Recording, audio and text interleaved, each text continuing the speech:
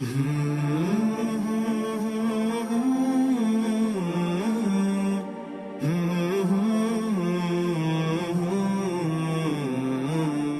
لله رب العالمين والصلاة والسلام على نبينا محمد وعلى آله وصحبه أجمعين أما بعد السلام عليكم ورحمة الله وبركاته. اللہ سبحانہ وتعالی قرآن مجید میں آیت نمبر 100 سورہ مومنون میں ایک بہت بڑی بلیغ نصیحت اور ایک بہت بڑا واقعہ ہر ایک کے ساتھ پیش ہونے والا ہے، اس کے بارے میں آگاہ کر دیے، مگر لوگ غافل کے غافل الا ماشاء اللہ. وہ کیا ہے؟ وہ ایسی گھڑی ہے جو انسان کو اگر پوچھیں گے تو اس وقت سچائی نکلتی ہے اس کی زبان سے. اور وہ گھڑی اللہ سبحانہ وتعالی فرمائے حتی اذا جاء احدهم الموت، جب آپ کی موت آپ کے قریب حاضر ہو جاتی ہے اور آپ سے پوچھا جائے گا کہ آپ کے لیے یہ پورے آپ کے گھردار، گاڑیاں، آپ کا بینک بیلنس، آپ کے بلڈنگ، آپ کے پراپرٹی، آپ کے بیوی بچے، تو آپ کو پتہ چلے گا کہ یہ سب بیکار ہے. کیوں؟ کیونکہ اس وقت آپ کو کوئی بچا نہیں سک رہا، نہ مال و دولت، نہ آپ کی شہرت، نہ آپ کے پراپرٹی، نہ آپ کا بزنس، نہ آپ کے بیوی بچے، نہ آپ کا خاندان. تو نتیجہ کیا ہوا؟ نتیجہ ہوا کہ دنیا کی حقیقت سامنے آ گئی. تو اللہ تعالیٰ کیا فرمائے؟ اس وقت انسان کیا خواہش تمنا کرتا ہے، اس کے دل میں کیا چیز کی تڑپ آ جاتی ہے، جانتے ہیں؟ وہ منظر سامنے آ رہا ہے. اللہ سبحانہ وتعالی فرماتے ہیں حتی اذا جاء احدهم الموت قال رب ارجعون، کہتا ہے اللہ مجھے تھوڑی سی مہلت لوٹا دے اس دنیا کے طرف. کیوں؟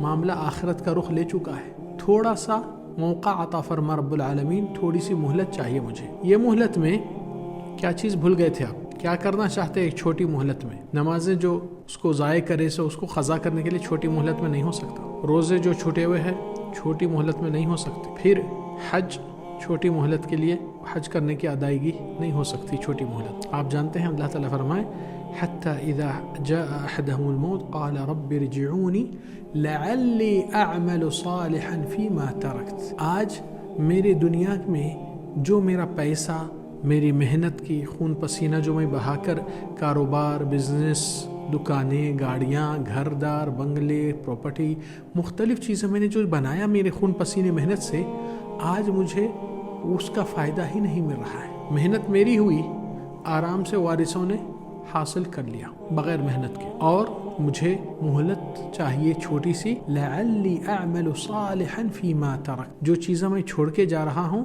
اس کو نیک صالح عمل میں کنورٹ کر دوں. کیا مطلب؟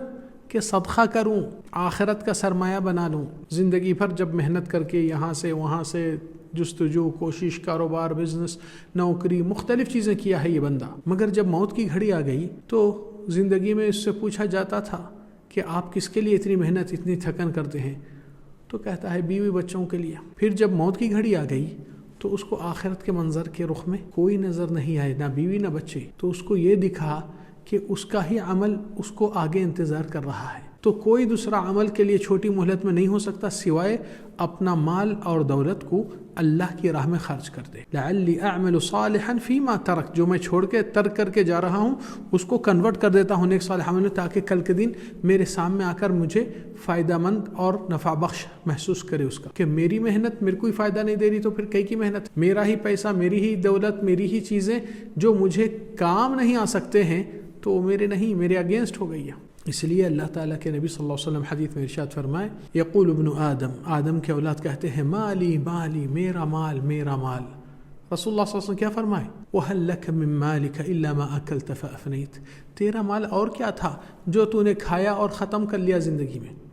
وَمَا لَبِسْتَ فَأَبْلَيْتَ، جو پہنے اور اتار کے چھوڑ دیے. ہاں وَمَا تَصَدَّقْتَ فَأَمْضَيْتَ، اور جو صدقہ کیا وہ چیز تیری ملکیت ہے. آج وہی صدقے کے لیے لوگ کنجوسی بخالت کرتے ہیں، سمجھتے ہیں ان کا پیسہ کم ہو جائے گا. نبی صلی اللہ علیہ وسلم فرمائے ثلاث اقسم علیہن غیر حانث، 3 باتوں پہ میں قسم کھاتا ہوں اور یہ قسم کا کفارہ ادا کرنے کی ضرورت نہیں، یعنی کہ کفارے کی مطلب کہ یہ بات غلط نہیں ہو سکتی، اس کو کوئی کفارہ دینے کی ضرورت نہیں. ما نقص مال عبد من صدقہ، اللہ کی قسم، اللہ کے نبی قسم کھا کر کہہ رہے ہیں. آج کتنے لوگ نبی کی عام بات کو ماننے کے لیے تیار نہیں، یہاں تو نبی صلی اللہ علیہ وسلم قسم بھی کھا رہے ہیں. تو لوگ کا رد عمل کیا ہو رہا ہے؟ صرف ایمان والے اس بات کو سچے دل سے، تہہ دل سے قبول کر کے اس کے اوپر ایکشن اور ریاکشن زندگی میں پیدا ہوتا ہے.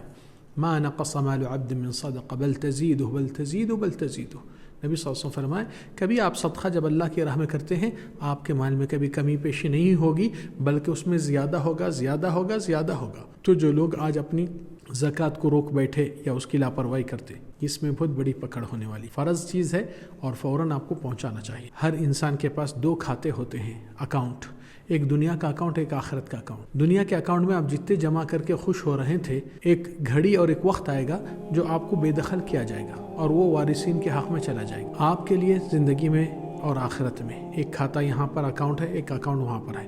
آپ نے یہ اکاؤنٹ کو بھر بھر کے رکھے ہیں، سمجھے کہ یہ میرا ساتھ دے گا، اچانک موت آتے ہی یہ اکاؤنٹ سے آپ کو بے دخل کیا گیا اور آپ کو کوئی اتھارٹی نہیں رہی۔ وہ اکاؤنٹ آخرت کا آپ کے کھاتے میں کیا کیا جمع کرے، نیک صدقات، زکوٰۃ، خیرات، جو کچھ نیک کرے وہ آپ کے انتظار میں ہے کہ آپ کا برا وقت آیا تو بھی آپ کا ساتھ دوں گا۔